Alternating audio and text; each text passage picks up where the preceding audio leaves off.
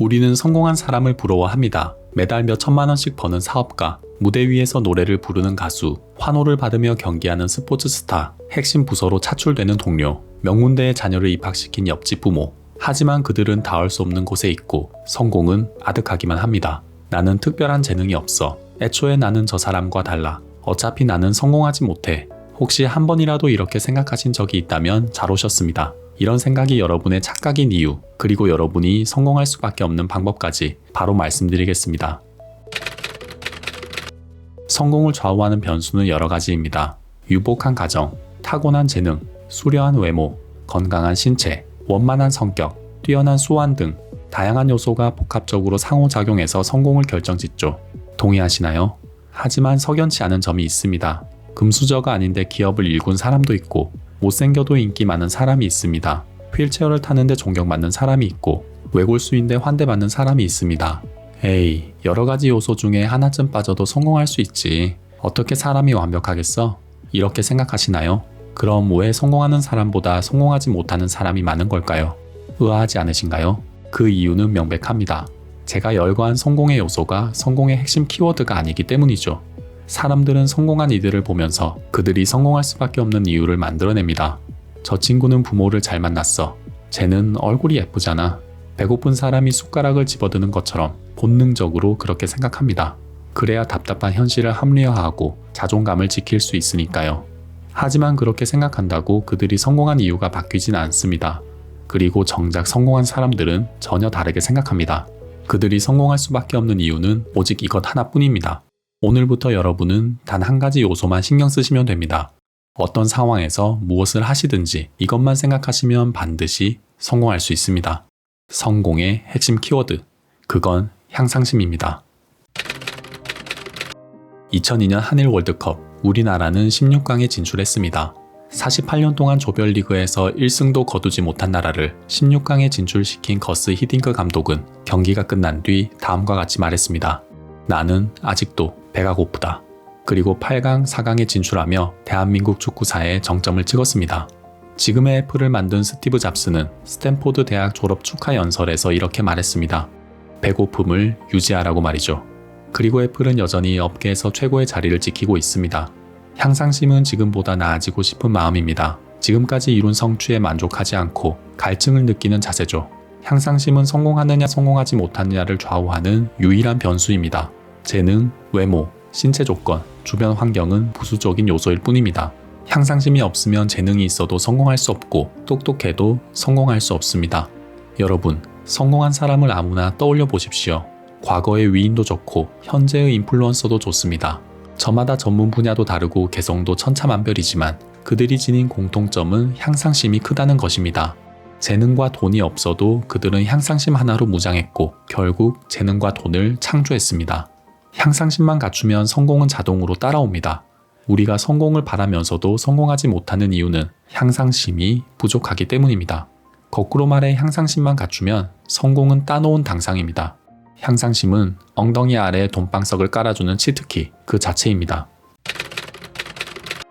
향상심을 갖춘 사람은 현재에 만족하지 않습니다. 남들은 그들이 완벽하다고 평가하지만 그들은 언제나 2% 부족하다고 느낍니다. 그리고 어떤 상황에서도 더 나아지는 방법을 찾습니다. 사람이 매일매일 나아지는데 성공하지 못하는 게 이상하지 않을까요? 결국 성공을 결정짓는 핵심 명제는 어떻게 향상심의 크기를 키우고 지속시간을 늘릴 수 있느냐입니다. 누가 알려주지 않았지만 우리는 이 사실을 본능적으로 알고 있습니다. 그래서 자기계발서를 읽고 자기계발 영상을 시청하죠. 향상심을 잃지 않기 위해서 말입니다. 하지만 읽고 본다고 한들 향상심이 증폭되진 않습니다. 도덕책을 외운다고 도덕적인 사람이 될 순 없듯이 향상심을 늘리자고 결심한다고 향상심이 늘어나진 않습니다. 사실 우리는 향상심을 늘리는 방법을 이미 알고 있습니다. 그리고 그 방법이 매우 단순하다는 것까지 알고 있죠.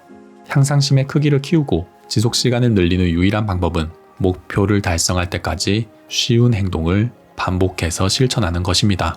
성공한 사람들은 입을 모아 말합니다. 이렇게 될 줄 몰랐는데 어쩌다 보니 일이 잘 풀렸어 라고요. 심지어 자신이 왜 성공했는지 명확히 설명하지 못하는 사람마저 있습니다. 하지만 그들이 성공을 바라든 바라지 않았든 하루하루 나아지기 위해 행동했다는 것은 부인할 수 없는 팩트입니다. 세상은 불공평합니다. 어떤 사람은 거대한 향상심을 품고 태어납니다. 그런 사람은 알아서 자기가 할 일을 찾습니다. 부족한 점을 개선하고 의식적으로 컴포트 존을 벗어납니다. 하지만 대부분의 사람은 향상심을 지니고 있지 않습니다. 편안한 상태를 쫓고 뒤처지지 않는 데만 급급합니다. 어쩌다 새로운 시도를 하더라도 재빨리 컴포트 존으로 돌아옵니다. 이것은 잘못이 아니라 당연한 행동입니다. 누구나 익숙함을 선호하고 편안한 상태를 좋아하니까요. 나아짐은 익숙함을 버리는 것이고 그럴 필요가 없는데도 불편함을 추구하는 것입니다.